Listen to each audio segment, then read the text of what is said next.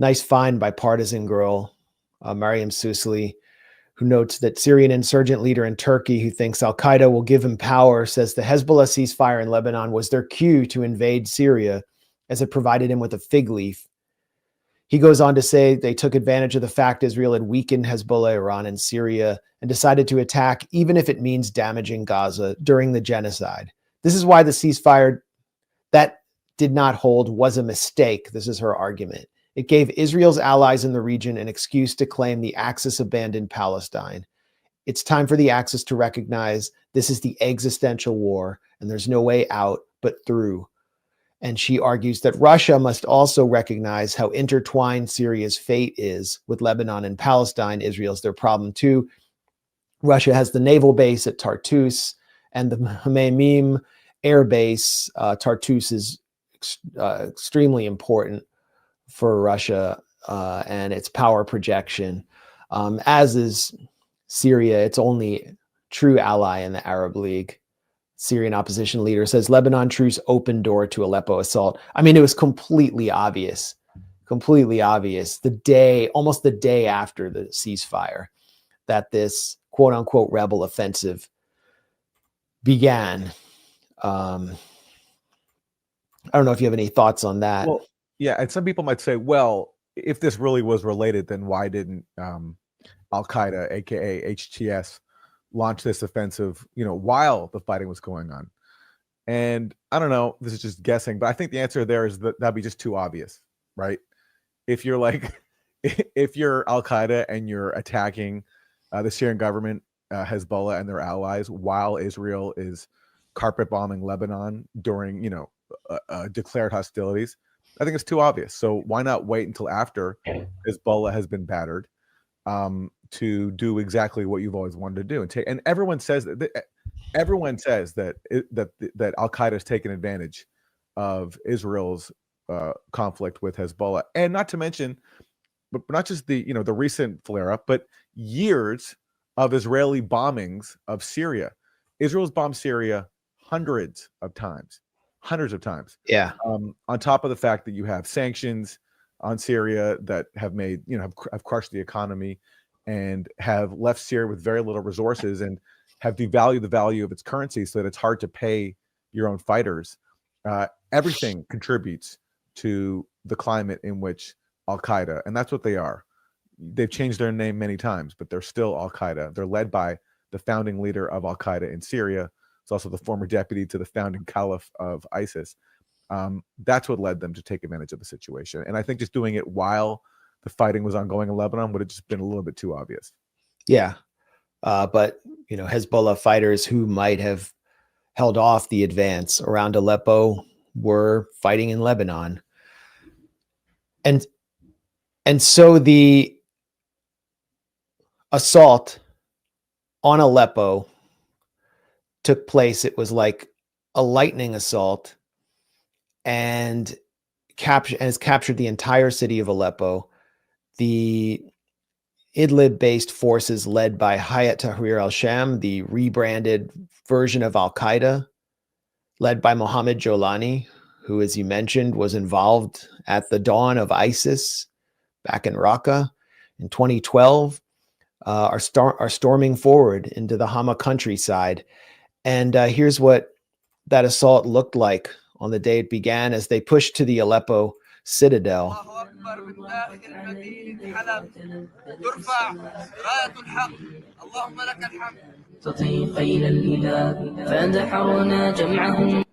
تلاشوا كالغثاء وملكنا ظهرهم هل ترى منهم بقاء وغدت أجسادهم جيفة بعد رقاء آثرا من بعد عين حل بينهم البلاء وعنت صيحاتنا كبرت دون السماء نحن جند الله منا نسعى بهم البحر.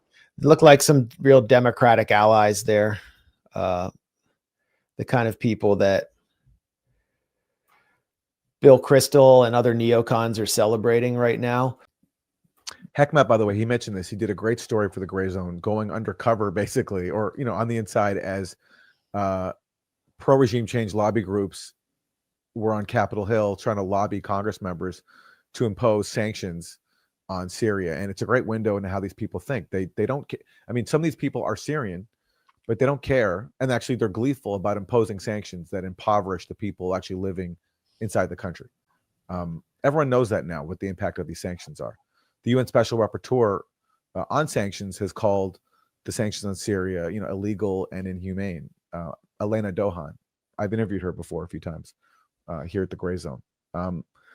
But you're seeing now but this is the playbook, and the U.S. always plays the long game. They make countries suffer enough for being outside of U.S. control, outside of the grip of U.S. Israeli hegemony, and eventually they just count on people giving up, getting exhausted, and that strategy has resulted in successes for Al Qaeda here. And so, even if the U.S. wasn't like directly involved, or wasn't aware beforehand of Al Qaeda, well, I'm sure they're aware of the plans to launch the attack. But even if they weren't directly involved, the fact that the CIA helped Al Qaeda capture Idlib in 2015, Al Qaeda would providing them with tow missiles, when they Yeah. were called Jabhat Fatah al-Sham, which was the rebrand of Jabhat al-Nusra. Yeah, I mean, all these. So they help Al Qaeda establish their only stronghold in Syria, in Idlib. They impose sanctions against the parts of the country where most Syrians live, impoverishing people. They occupy the parts of Syria that have its wheat and its oil reserves, further impoverishing Syria. And they, enable, and actually they take part in having Israel bomb Syria hundreds of times. Because when Israel bombs Syria, and this reported in the Wall Street Journal, they do it with U.S. Assistance and endorsement. Well, So here's sorry to when interrupt. all those things happen, you're fueling conditions that make it easy for groups like Al Qaeda to take advantage. So even if the U.S. isn't directly involved in this operation, it couldn't have happened without all these actions that the U.S. has taken over the years. Well, the U.S. has gotten directly involved. This is an A-10 Warthog U.S. Air Force fighter bombing Syrian government and popular mobilization unit forces around Deir ez-Zor in northeastern Syria.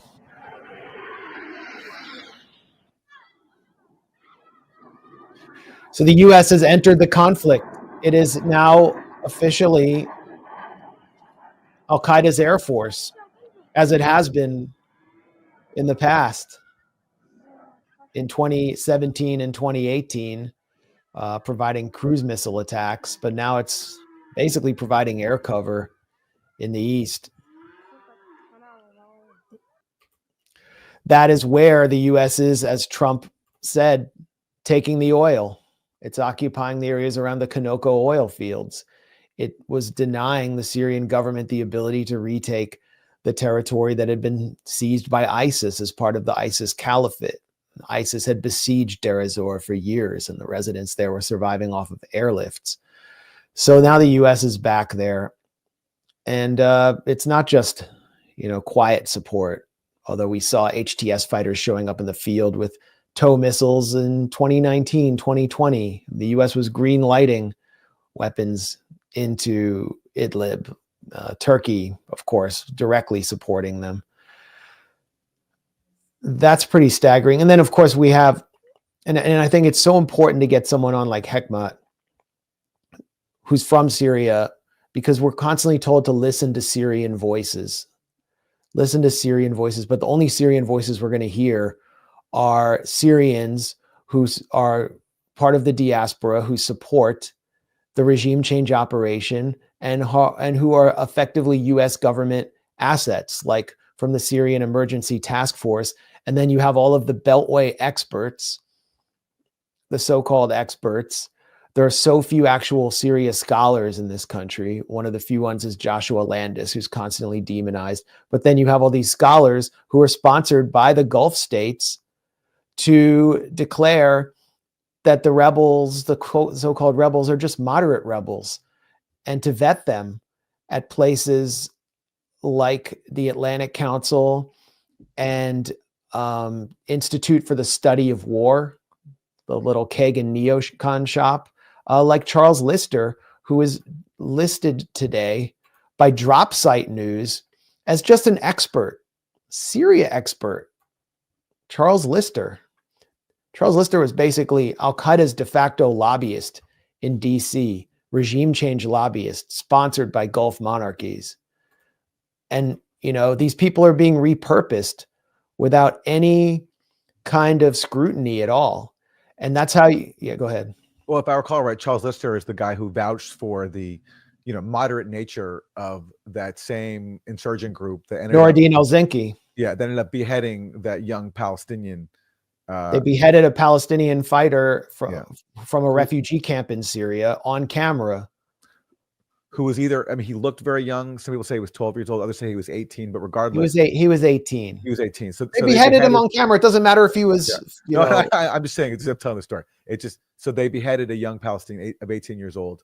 And this was after Charles Lister vouched for how moderate they are. And this to him was one of the vetted moderate groups that the U.S. should be supporting and arming.